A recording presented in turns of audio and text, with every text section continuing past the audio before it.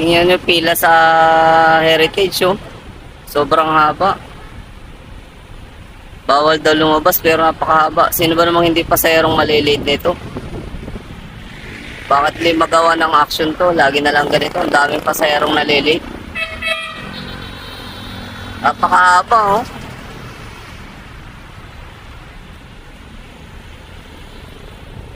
Araw-araw na lang dahil pasaherong nalilate. Dahil sa ganyang pila ng bus, hindi naman mababantayan na maayos. Dito sa...